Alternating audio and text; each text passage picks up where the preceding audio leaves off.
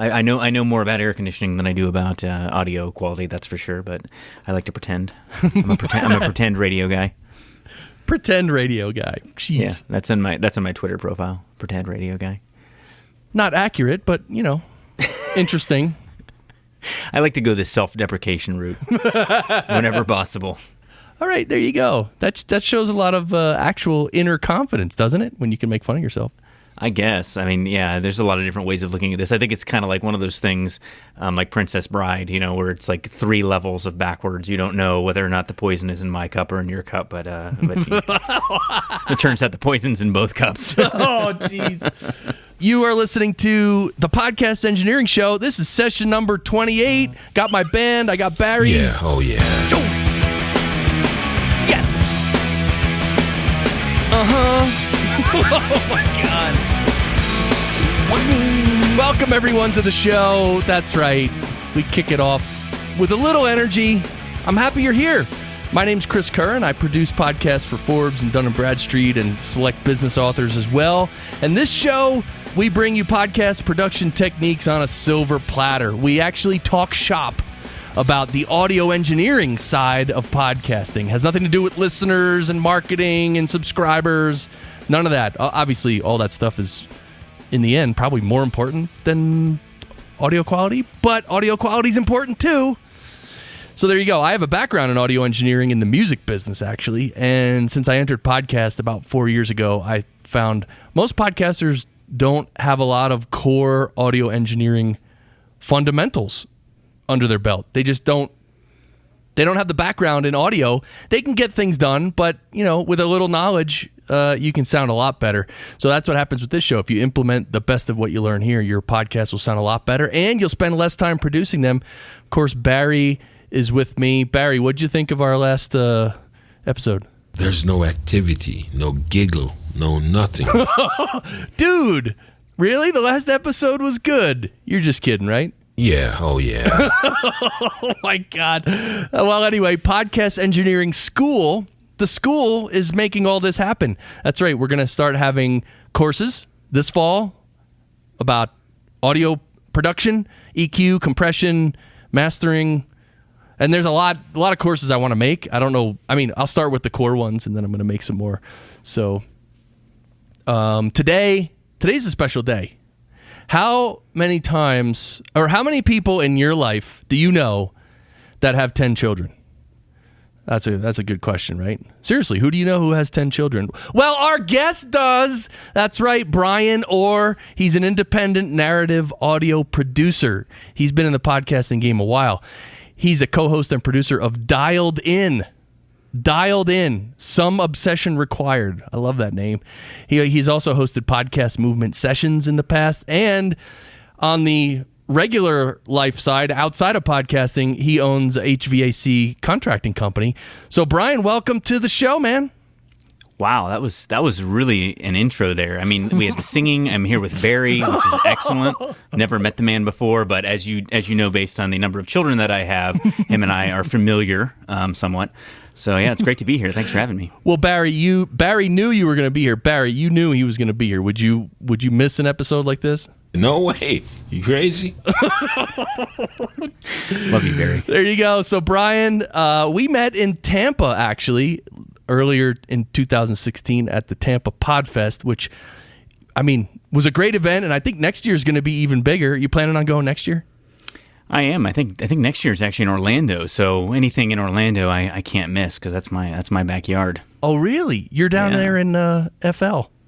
Yeah, so I actually live in essentially a cow pasture that's really not near anything, but Orlando's the closest area. We got to have a lot of space for all the kids. You can hear the yelling all the way from Disney World. Does your property have a zip code attached to it? No, you just send smoke signals, and we get the point eventually. Every now and then, someone rides by and throws mail. Yeah, on a camel or a horse. Hey Barry, what is the town that's closest to Bryan's house? What is the town going to need there to help Bryan? You're going to need a couple of horses or a couple of mules. Oh, that was perfect. So let's get into this, man. We want to talk about your equipment and your workflow. But let me ask you, because you are a self-proclaimed audio nerd. So I know you've been recording stuff for a while now. I mean, you're not you're a young guy, actually, pretty young. And but what was your first experience with recording? What did you record first in your life? The first thing I recorded, and I actually just recently remembered this when I had a audio goddess that I spoke to, Nikki Silva of the Kitchen Sisters, and I met her actually walking into Podcast Movement, going up to my hotel. She was trying to get in her hotel room, and I said, "Hey, Nikki, I'm a big fan of your work." You know, that super awkward thing that you do when you walk up to somebody. Right. And she turns around and says, "Oh, nice to meet you. Have you ever cut tape?" Nice. And like my brain is just like what kind of a question is that? But I immediately say, you know how like when somebody walks up to you and is like, "Hey, you know Bob, right? You know Bob Smith," and you're like, "Oh yeah, sure, I know Bob," and you don't really know Bob, but you just want to be nice. Well, I said, "Yes, I have cut tape." Well, I have, that was a long time ago that people used to edit on tape. Right. But then I come to remember that when I was like 6-7 years old, I actually had a reel-to-reel recorder, and I did used to actually cut tape on that recorder, and I totally forgotten about it. But yeah, I actually with my brother-in-law. This is a long story. I totally just blew this, but he's my best friend and also became my brother-in-law later. Oh. We recorded some audio dramas on this reel-to-reel tape recorder. We did like a knockoff of Pilgrim's Progress. I was a real nerdy kid. Wow. And so we did these audio dramas, and that was the first thing I ever recorded. And years later, here I am again trying to do weird stories in audio. That's great. Are you a musician as well? I'm not. I play the banjo just enough to get myself in trouble. I kind of got into it for a while, but playing the banjo, having as many kids as I have, living in the country, I kind of got a little bit of a wrong idea about who I am, All right. So let's get into the speed round. The first question with the speed round is, just tell us briefly, I think I might have named them all, but what shows are you currently producing? Obviously, I mentioned Dialed In, and what else? Dialed In, The Wow Small Business. I have a secret dark project that I'm not revealing yet publicly that'll be coming out shortly. We may have another season of Podcast Movement Sessions, and I just finished up the Accelerator podcast, which was a podcast I did for a startup accelerator in Orlando. Yes, I heard part of that one. I liked that one. Good job on that one. It turned out pretty good. Yeah, it was a fun project. It was definitely a learning experience because I had to do a lot of field recording. Right. Oh, there you go. We could talk about that later. But let's first go to the second part of the speed round, which is just give us a quick overview of your equipment and your workflow. Normally I ask people, okay, pretend you're getting ready to record a podcast. Talk to me about your mic and your equipment, and then, then your editing and that. But you end up getting audio from all different places and then assembling right. it, I'm assuming. So just go ahead and give us the overview. Okay, so in most narrative podcasts, I'm using field recording gear. I'm using a Audio-Technica 8035 shotgun mic and just recording it into my Zoom H5. That's kind of my standard gear set, and then I assemble that together with narration. When I'm at the desk, like I am now, I use an RE20. I run it through a cloud lifter, which maybe isn't super technical, but I'm going through a cloud lifter and then into an M-Track 2. I had a full mixer board, but I didn't like it as much as just a simple audio interface. And then when I'm actually recording, I'm recording out of the M-Track 2 into a Roland that I just a R-05 that I use, and that's kind of my bread and butter when I'm at the actual desk. Wow, that is really stripped down. Okay, so then to take us through, once you have everything recorded, just the overview still, like what software do you work in, and then where do you get the music from, and then how do you master it down to a final MP3? Got it. So I start with, so first of all, my background, I started doing a business podcast. That was my first podcast, just a simple interview business podcast, and I used Audacity, and I really didn't like it, but I like certain things about it. So I still use Audacity when I'm in a pinch sometimes for noise removal, so it just depends on how noisy the audio is. Sometimes I'll just drop it in there and do a little noise removal, but then I do all my work in Reaper. I have some fancy plugins in Reaper that I do all my I go through and kind of do my first pass of noise removal and setting my levels and doing my editing and all that, and then I go through and kind of do the finer editing, and that's when I also do the mixing and mastering, and all that kind of final details are all done in Reaper.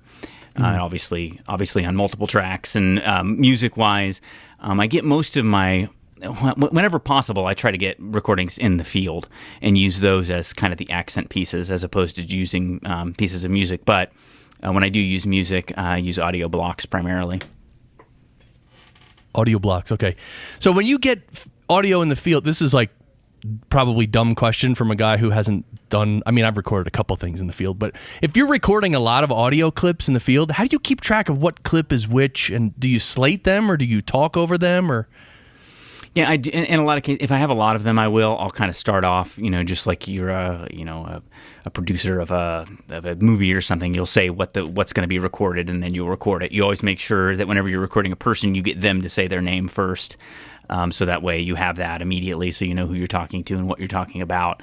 But in general, most of the hard work is done once you get back to the studio, and I take all the clips and title them, and then I'll usually go through and add markers into them at that time. So it's traditionally they would call that tape logging tape.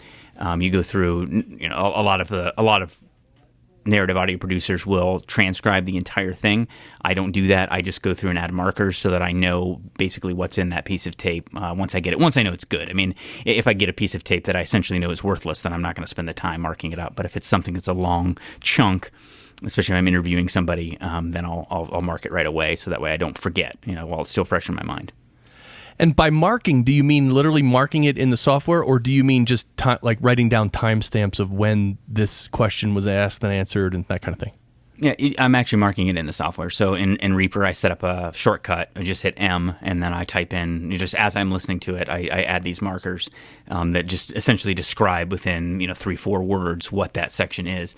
And then I also use, I change the colors of them based on how good I think that particular piece is.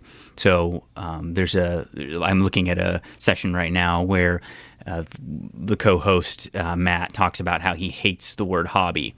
And it's kind of a funny little section about how he just hates when people call it a hobby.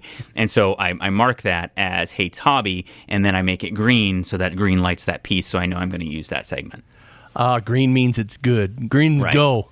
Right, red is bad. Red is bad. If there's a really boring section where they just prattle on about nothing like I'm doing right now, you would want to mark this section as red.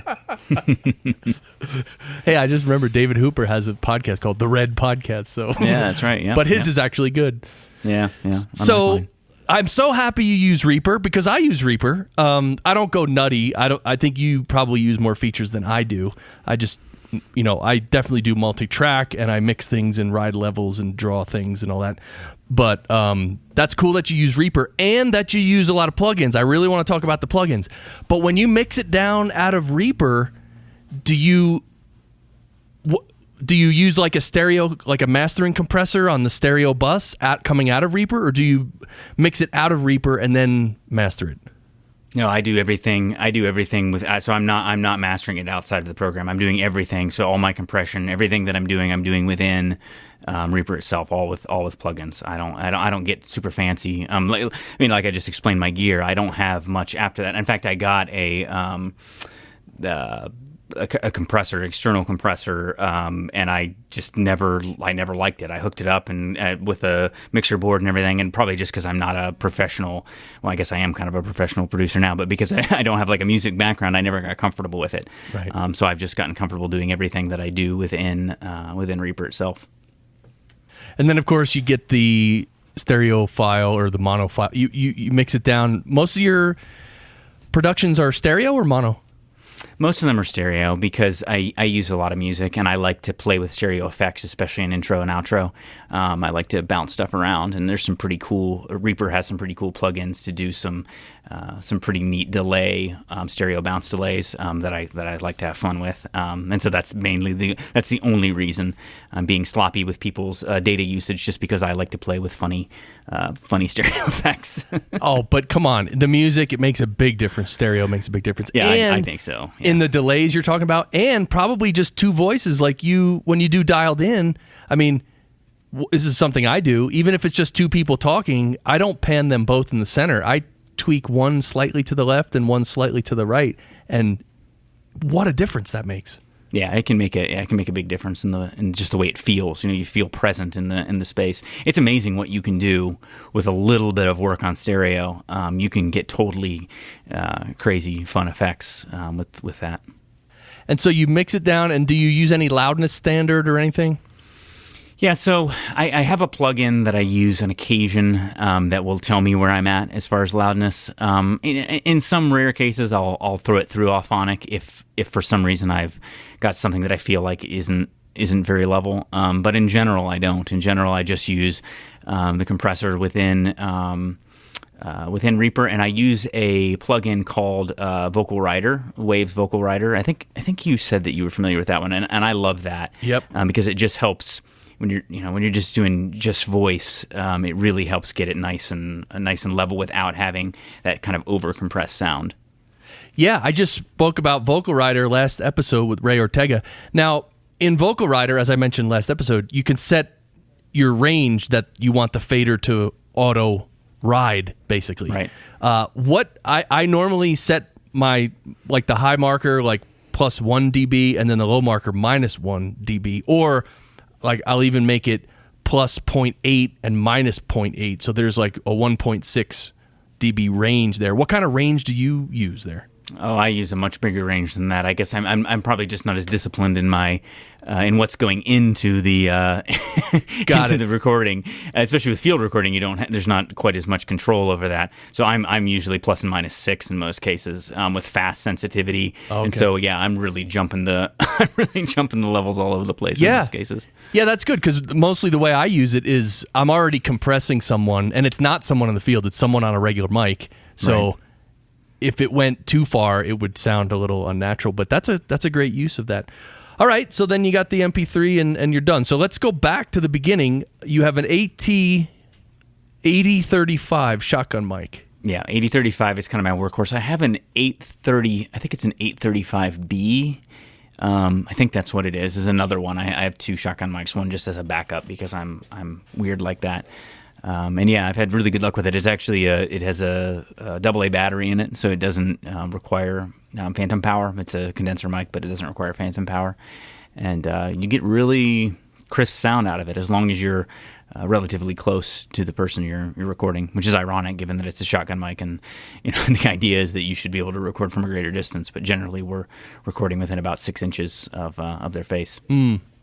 Right, yeah. So I actually have that mic as well, and I really like that one.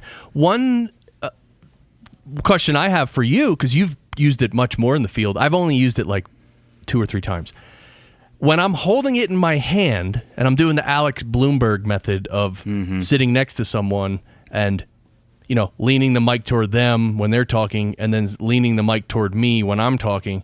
When I'm moving it in my hand, I get that little, the really low frequency rubbing sound. Right.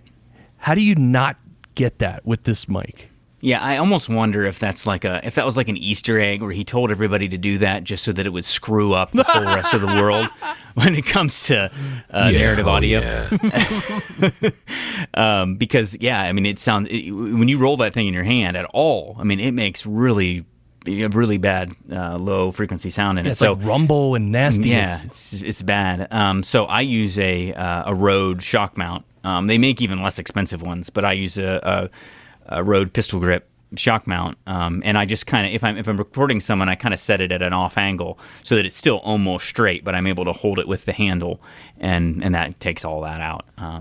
Because generally speaking, when you're doing narrative, you're not doing nearly as much of you needing to record your questions because you re-record those in narration usually anyway. So you're more concerned about getting the person who you're recording, and that's the pistol grip shock mount's perfect for that. It's also much more comfortable on the hand.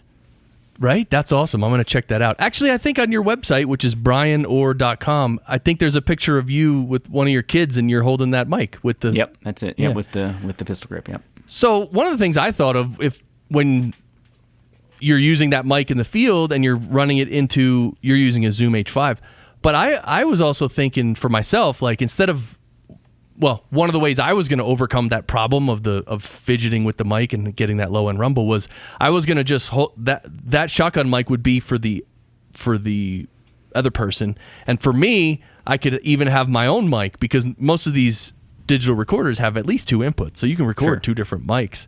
Right. So why not record myself and record the shotgun on the other person? But that's like, setting that up. And I mean, what would it be? What would I wear? A lavalier mic?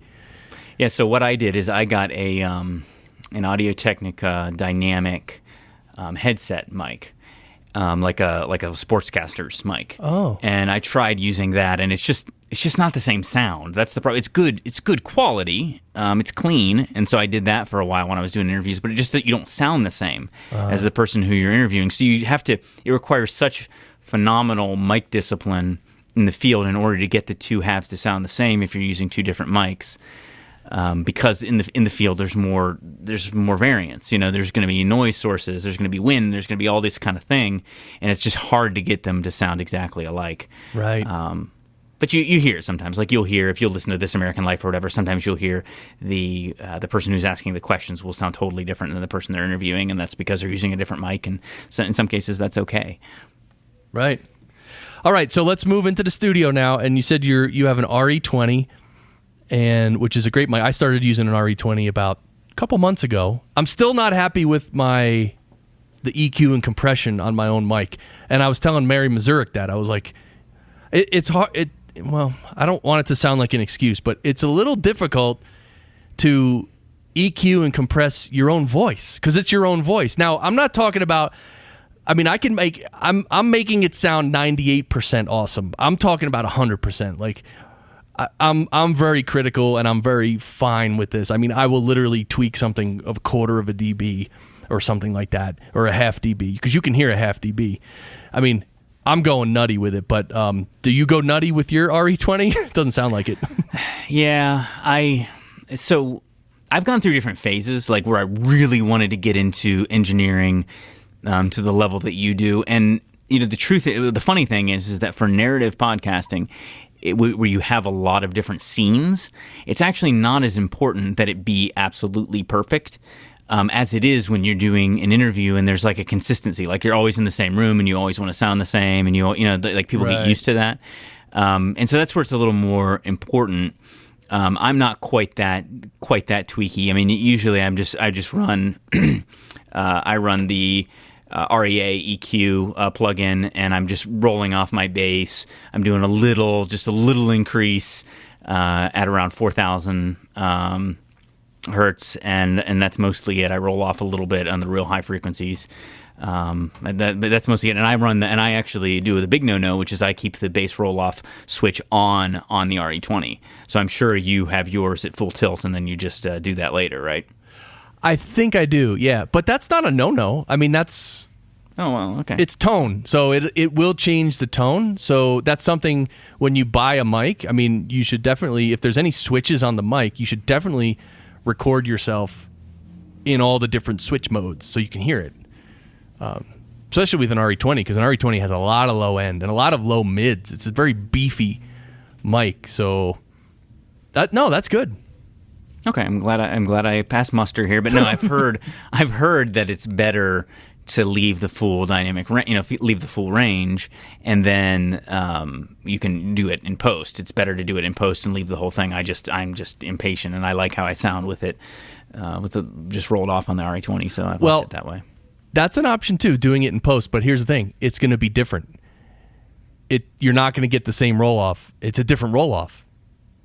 I mean, it might be very similar, but it's different. So it'll affect the tone differently.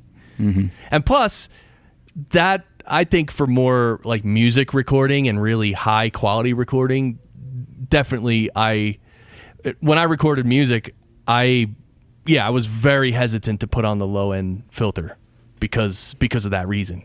To do it later when you have more control and you can sit there for an hour, EQing a bass guitar if you need to, right? Right. So that's cool. So you got the RE20 going into a cloud lifter. What is that? A cloud lifter is just it just adds clean gain. So, one of the things with any inexpensive audio interface is just whenever you start to jack the gain up, they just get hissy on you. And so the Cloud Lifter actually takes phantom power from the audio interface and just jacks up your gain a little bit. And on a dynamic mic, they tend to be pretty quiet anyway. So I don't know. I'm looking at it right now to see how much it increases it. I think it's like 10 dB, something like that. And it's just really, really clean gain. So that's all it is. It's super simple. I use it because I can also use it in the field if I am doing say a recording in a coffee shop or something where I want to use dynamic mics. It's a nice way to do that as well. I have two different versions. I have the CL1, which is just a single one, and then a CL2, which you can plug two different dynamic mics in. Right, that is cool. Yeah, there's another one, I think a Fethead some other people are using, but it's a similar thing. Yeah, a lot of these dynamic mics have very low output, and you're right, when you hook it up to an audio interface, which is not super expensive, and it doesn't have the greatest mic pre, you're just asking for trouble, because when you crank that cheap mic pre, it just introduces a lot of noise. So that's a great solution there. And then you go into your M-Track 2, which is an audio interface. But when you say audio interface, I expect it to be hooked up to a computer, but you said yours is hooked up to a Roland R-05. Well, it's hooked up to both. So I hook up to an R-05 just as sort of a backup. That's what I rely on as my workhorse recorder when I'm recording in the computer, which is only a small amount of what I do. So if I was going to record a interview like I was going to record this interview right now, I would be running the Roland R-05 as just sort of a backup. And again, it's only going to record over VoIP or whatever I'm recording on, but it's a nice thing to have there. If I'm recording narrations, I'm going to record it straight into Reaper or whatever I'm recording on in the computer. So yeah, it's connected via USB into the computer, which is the crazy thing, because when I went from, and I can't remember it was a Mackie mixer, but I don't remember the exact model of it that I had before. I got all sorts of noise out of the computer through that Mackie mixer, and on this M audio, I don't get anything. I mean, it's really, really clean, and I'm not sure what the reason is for that, but it just doesn't pick up induction from my computer or my screen or like the Mackie mixer did. Right? Yeah, that's interesting. And then you use Reaper, which is so cool. And you said you use a lot of plugins. So let's talk about plugins, because we don't talk about plugins much on this show. Yeah, so I use some of the onboard ones, like I use the REA comp, which is just a real simple compressor, and it's pretty full. It's pretty full featured. So you can set high pass, low pass on the compressor. You can set a dB threshold for where it compresses. Obviously, attack release. I usually keep my ratio. In most cases, I keep my ratio like 2 to 2.5 on my compressor. So that's one that I'm pretty much always using. I use Acusonos, I think is what it's called, the ERA-D. Are you familiar with that plugin? No. Okay, so it's actually programmatic algorithmic noise removal, and it actually does de-reverb too. And it's not perfect, but it really helps clean up audio that's really close to being perfect, but not quite there. So say if you're recording in an echoey room, or if there's a little bit of background noise, the air conditioner's running or whatever, it's a really nice programmatic way of taking it out without having to go through and do it bit by bit like you would with some of the other programs. So I've been really happy with that. Which one is that again? That's the I don't know if I'm saying it right, but Acusonos. Okay. ERA-D is what it's called. It was formerly a Plugin Alliance plugin, but I think they just separated from Plugin Alliance. Okay, so it's probably in just the stock Reaper. It's already in there. No, that one's not. That one was like I think that one was a $100 plugin. Yeah. Oh, okay. And also the Waves Vocal Writer. That's the other one I was telling you about. That one is costs something depending on if you get it on sale or whatever. Got it. And then depending on whether I'm doing, then obviously Reaper has a full range of different effects you can use with music or whatever. I do. They have one called the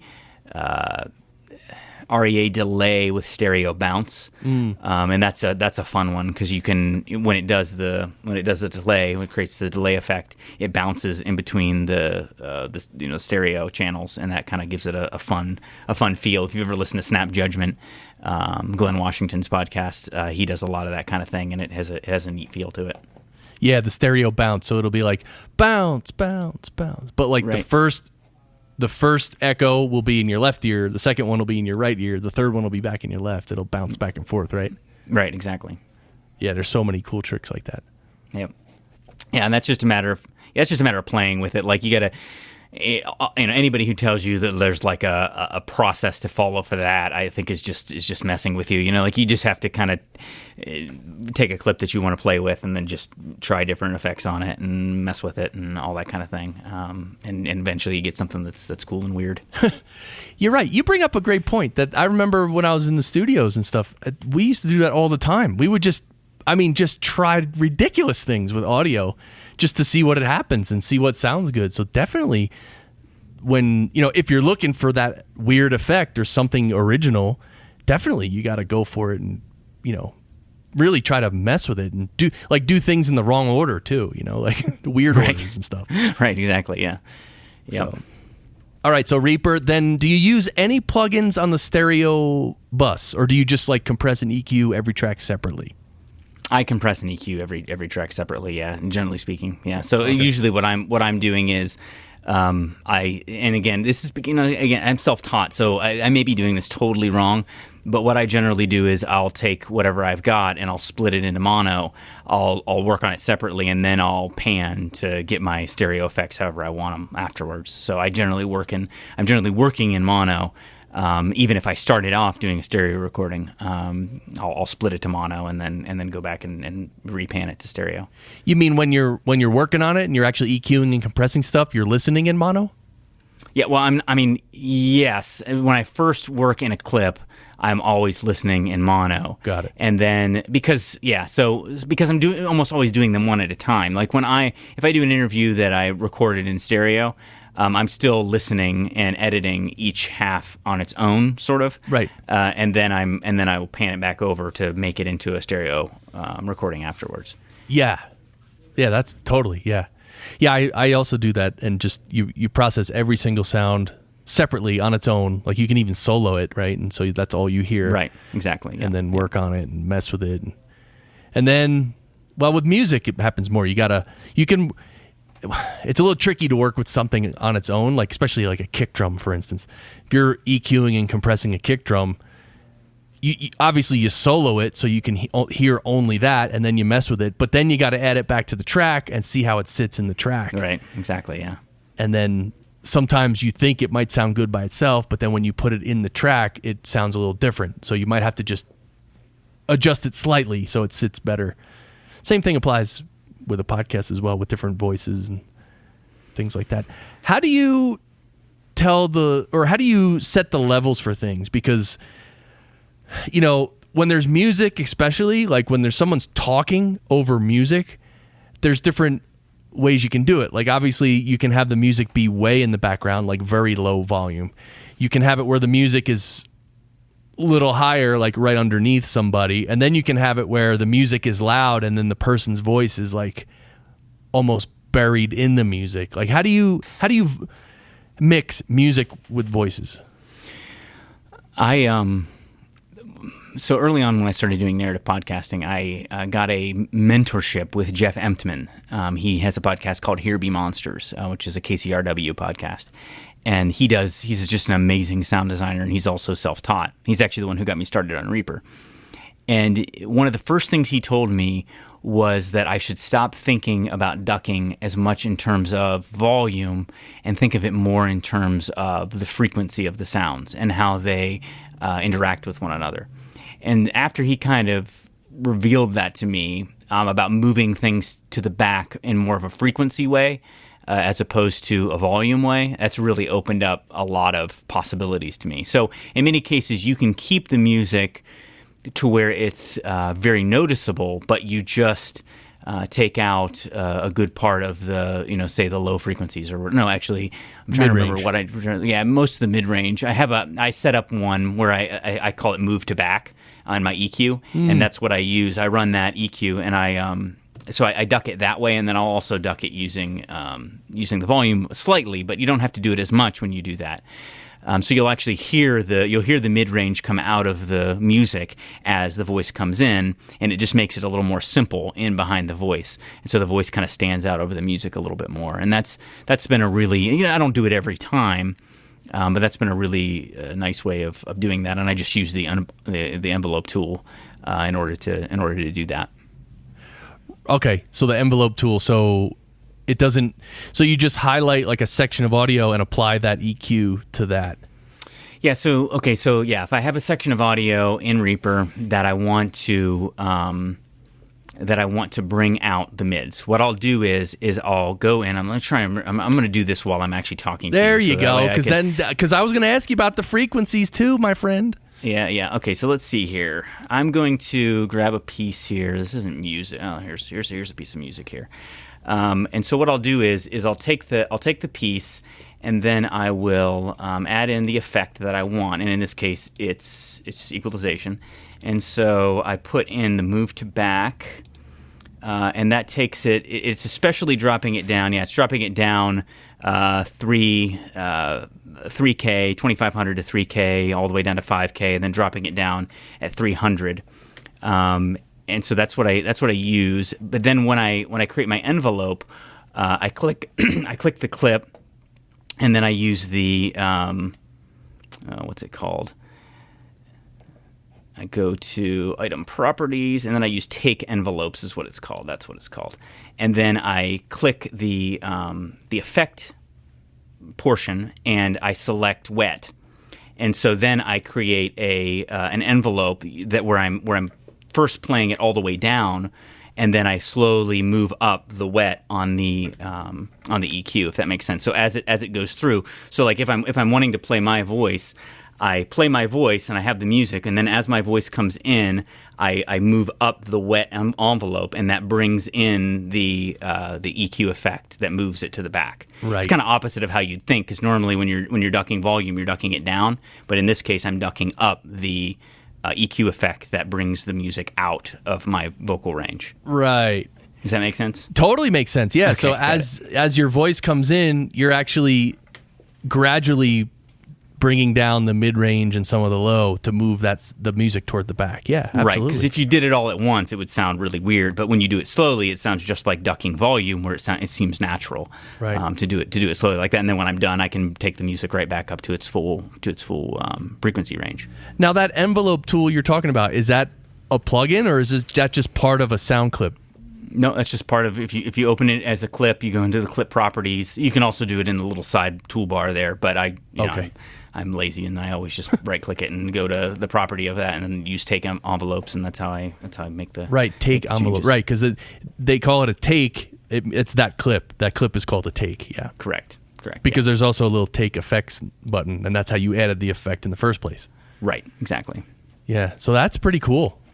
And now, when you do ducking volume-wise, you do it the same way? Yeah, so I'm just using I have my volume set up with a V shortcut, so I just hit V, and then I'll use either the shift key or the control key, depending on how much of that I'm wanting to do. And if you hold down the control key, you can just kind of like paint the points on there, and I'll do that often when I'm just doing a little small duck. I'll just sort of paint the levels. But obviously, if you're doing a longer duck, you would use the shift key and create little points on the screen. Right. Do you ever, for ducking volumes behind a voice, do you ever use a sidechain? And this is just, and I was afraid you were going to ask me about that, because I really don't understand how that works. Oh. So I watched a bunch of videos on it, and I never really got it. So yeah, I'm ignorant. That's good. So this is a good excuse for me to explain what a sidechain is. Sweet, and then I can learn. Very simply, okay, so like let's say, what example should I use? So it's typically done with, let's use the example that we're talking about. Let's say you have music in the background, and then you have someone's voice coming in. And you want, when the voice comes in over the music, you want to bring the level of the music down a little bit. So you can do it the way we just talked about, that you told us, using an envelope, or even drawing the volume reduction in there, right?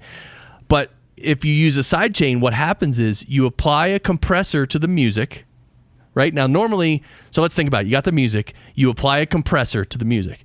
Normally, again, when the music volume, when the level goes above the threshold, it'll start compressing, right? Mm-hmm. So the trigger for compressing is the music itself, normally. What you can do, and this is what a sidechain is, what actually triggers the compression of the music is not the music itself, but the voice. So when you come in and say hello, when you say hello, you feed your voice through the side to the side chain of that compressor, and that compressor compresses the music, but only when you're talking.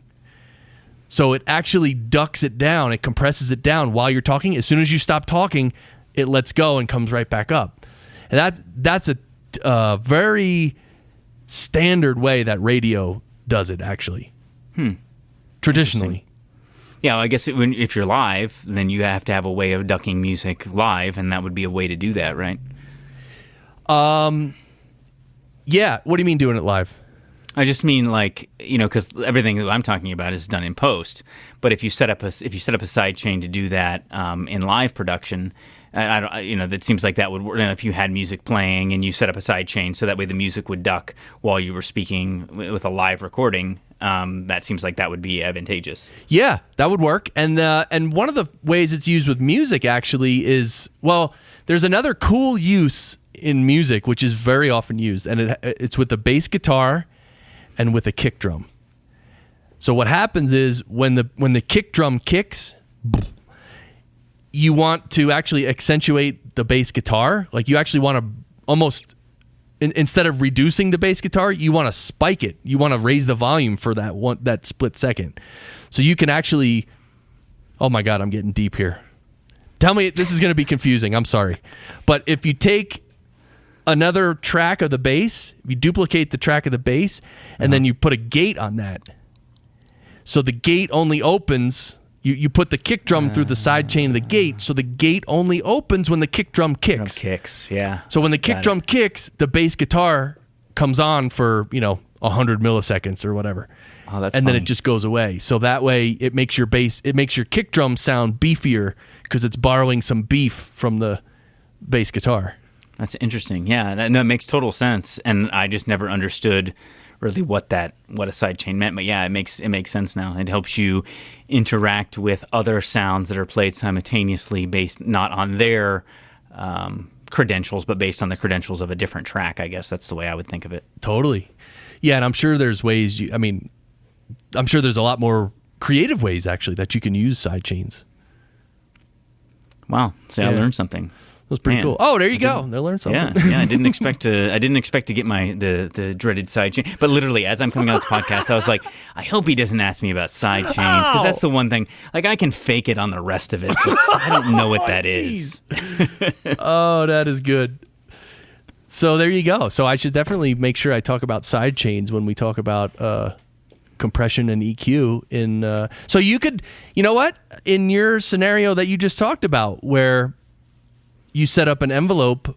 Well, no. Let's think in the example I just used, where your voice, when you talk, the music gets compressed. You could probably set an EQ. You could probably put a side chain into an EQ, so your voice would make the mids come out or something. You know what I mean? No, that's true. Yeah. That would. I'm sure that would work. Yeah. There's right? you could do so much, but obviously most times we don't need to do it. But right. It's good to know, because when you're in a pinch, if you need something. Yeah. It's good to know it exists. That's the thing. Like, I went so long not understanding how envelopes worked at all, and I did all kinds of crazy stuff when I first started. Like, I just didn't know what I was doing, and I mean, it would take me 10 times as long to do something that now takes me 5 seconds to do, because I learned that they exist, and then I learned how to use them. So just like with this sidechain thing, I'm probably not going to use it for the next little bit, but then I'll find something that all of a sudden I feel like I need it, and then I know it exists and I can go find it. So it's good to understand this stuff. Totally. So when you were talking in your scenario, when you're fading up the wet signal, do you automate that? Like, do you record that when you fade up that wet fader? Do you actually record that in automation so it just does it automatically next time? I could. I haven't. So way to make me feel guilty. Well, but wait, then how do you, if you're doing it, how does it happen when you mix it down though? It has to record it or something. Yeah. Okay. I see what you're saying. No, it's just, that's all on the, I forget what they call it in Reaper. So yeah, I'm doing it. I'm doing it on the actual track. So like and then when I render it down, it mixes it all together. I don't know how to say what it is I'm supposed to be saying here. Got it. So it's either automation or it's something where you're actually changing that little take. Yeah. Correct. Okay. I'm changing. I mean, it's still, I can always just change it back, but yeah, I'm changing that specific take. Got it. So right. So whatever you're doing, manually riding up the fader and stuff, it's remembering that. Yeah. So when you mix it down. Cool. So what other plugins? Any other plugins you can think of? What other plugins besides the Acusonos one have you bought?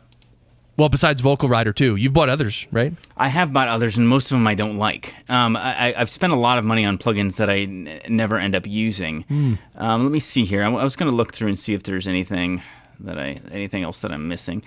Let me see here. I'm going to look through my FX here. Most of the standard ones that I use regularly, so these are my favorites. Just the Acusonos. I've used a declicking plugin for a while. I've used a de-essing plugin. They have a good de-essing plugin. In Reaper? In Reaper. I bought some that I didn't like as well as the one that was in Reaper. Okay. And then there's just the compressor Vocal Rider, and then I get my different funky effects stuff in the delay and reverb and all that kind of stuff. But yeah, generally that's mostly it. I bought a bunch off of Plugin Alliance, and a lot of them are just kind of too complex for me. A lot of plugins are really designed for music, and so I just never really was able to make sense of them. Yeah, I would hope that each of these plugins, like, there's like a little 2-minute tutorial video with someone actually walking you through every little setting and saying, hey, this is what this knob does, this is what this knob does. Right. I'm sure they must have that, but it is still confusing because there's so much you can do now, and a lot of times they'll just pack in the features. Like, they'll just put way too many features into one thing,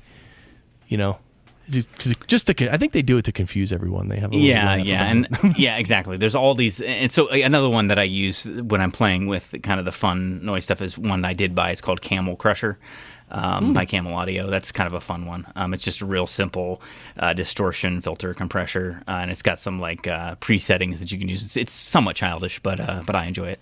Oh, so it's like distortion and stuff. Yeah, and they have all these different standard patches that you can use. Annihilate and American Crunch and American High Gain and all these different, right. just simple like filter type things. And it's fun when you have a piece that's just maybe not quite crunchy enough that you want to add a little character to. Right, crunch. What do you add crunch to? Is it voices or is it little things? I can. Usually if I'm adding it to voices, it's because I'm adding the voices into an intro or into a music piece. It's mostly just effect stuff or transition stuff. I'm a big fan of really small audio clips. Whenever I do sound beds, I try to keep them super simple and really, really crisp and clean. But when I'm doing transitions, sometimes I'll do a voice that says something, and then mix that in with some music, and just to kind of add some character to a piece. Right. Yeah. So it's right. It's like one paintbrush in your paintbrush toolbox. That was so stupid. I can't believe I said that live on a podcast. Painter box of paintbrushes. Because, like you said, when you're dealing with a lot of voices and a lot of transitions, you got to switch it up. You got to make each one. Sometimes you just need something different, a little flair. Right. Yeah, and that's where, and I'm still in that kind of discovery phase where I don't have like a standard, like this is my go-to. It's not like that for me right now, and a lot of that is because I actually enjoy this stuff. Like I nothing I'd rather do than sit in front of Reaper for 4 hours and just screw around with audio clips. And so a lot of it never even sees the light of day. But it's a fun way to create some transitions that are interesting but not too long. A lot of times when new producers, and this includes me, start doing stuff that you would like to really drag it on, like you want to play this full 10-second music clip or something. And I found that that's a little too much for most podcast listeners. But if you can break that up and you can have a little 4-second piece here and another 5-second piece there, and just kind of do different things, then it sounds a little more interesting and it helps break up the piece. That is interesting. Hey, a question for Barry. Actually, Barry, what is Bryan gonna need to take his mixing to the next level? You're going to need a couple of horses or a couple of mules. Okay.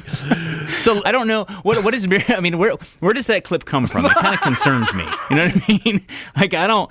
Barry, seriously? I mean, I didn't know. Anyway, moving on. Yeah. Oh, yeah. No, I was actually looking for this one. Wait a second.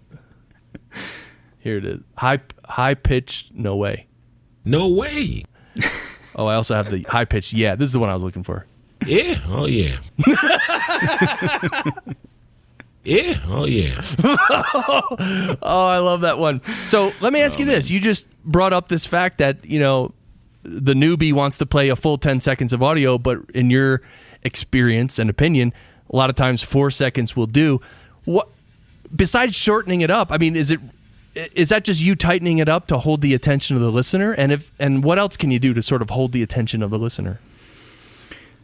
Yeah, you just have to. It's just being willing to be creative in short chunks. So I remember I did this long intro for Podcast Movement Sessions, and I think it was like 20 seconds long. And to me, that didn't seem that long because it was just, I had all these voice clips and all this different music and sound effects and all this, and I thought it was super cool. And I thought it was like the next Radio Lab. And I forget who I gave it to, but one of my narrative podcast buddies, and they said, no, this is like cut it in quarter of what it is currently. Whoa. And it was like, oh man, that's sad. No. But it was better. It sounded better, and it made it more iconic, because now you can listen to it and you're listening for a few of these iconic sound clips, and it kind of introduces you to the show. It's not too long and arduous. And then I can save some of those other clips later on when I want to do a transition. I can add some. One thing that I like to do is replace beats or sounds within music with sounds from the natural world. So, like in the podcast I'm doing right now, Dialed In, the intro for that, and I may end up changing it, but right now I replace some of the bass beats with sound of a slamming car door because he's a car nut. So, right, and it's actually his car door. So I just recorded him slamming his door, and I use that to replace some of the beats, and it just adds interest and gives you the opportunity to keep it shorter, but still be interesting. Right, adding interest. Now, if you're just doing a straight up interview podcast, and you don't have all these transitions and little sound clips and stuff, what would you tell someone about maybe how they can snap it up, make it a little more interesting or a little more gripping, if you will? First tip, and I just learned this one, is have a bunch of Barry White audio clips. That makes it way better. It's actually not Barry White, by the way. No, it's not. Oh, no, man. It's my old maintenance guy, Barry. Oh, okay. It's a real guy, Barry. This is my friend. See, this whole time I've been thinking this was Barry White because he has that deep, sultry Barry White voice. But now I'm a little. Wow. Yeah. So as long as you have Barry, you're good. Right? Oh, that's all you need is Barry. Barry, Barry? Remember that 20-second clip that Bryan was just telling us about, and he said, he thought it was great, and then someone told him to cut it, make it a quarter of the length. We actually have audio from that guy who you gave it to after he first listened to your 20-second clip. What'd you think of that 20-second clip? It's a mess. It hurts, Barry. That was the setup worth it? I don't know. Oh man. Anyway, yeah. So to keep an interview podcast interesting, I mean it's. I don't know. Like I've tried a lot of different things. I've broken up segments using music still, even when it's just an interview podcast. I've done different segments, to try to add interest. But yeah, I mean it's just experimentation, and that's the thing that I tell new podcasters is don't get stuck with the norms of what other people are doing. People who really get noticed are the ones who do things that other people aren't doing by just going on a whim and trying something. Listen to radio, listen to what they do, and you'll get a lot of good ideas from radio as well. Right, there you go. Well, this has been awesome. Bryan Orr, independent narrative audio producer. Boom. Drop the mic. And he walks away. Co-host and producer of Dialed In. Check it out. Dialed In. Some obsession required. I love that. Bryan, thanks a lot for coming on the show, man. I really appreciate you sharing all this stuff, and I know the listeners are going to love it. And it'd be awesome when we get to hang out at the next podcast conference, too. Well, you are the man, Chris. You are one of my audio heroes, and it was my pleasure to come on. As I'm switching between noise clips to... There we go. So that's it for today. Thanks for listening, really. We really appreciate you being here every week.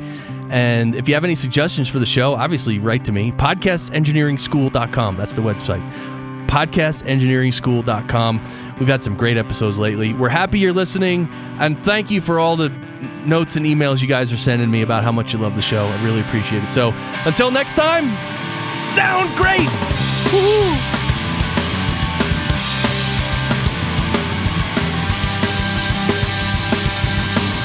Walk away from me where you can't play that part so well. Why do you play it out on me now? You like to lose control where it's quite a feeling easy here. They're floating, drifting down now. You tell me that you found something better. How should I respond to that? It's a lie. I don't wanna hear it. What do you want me to say? It's a lie. I don't wanna hear it. You react some empathy. You change your attitude where you say I just don't get it now. You say your eyes so far away now. Gave up on me where some change your game and gave away. You say I wouldn't understand now. You tell me that you found something better. How should I respond to that? Oh yeah, I say now it's a lie. I don't wanna hear it. What do you want me to say? It's a lie. I don't wanna hear it. You react so angry. I want you to know you will always be true. I've gone over all we've been through. Doesn't seem that long a time now. Things we did still hold that meaning. And does it mean it's still the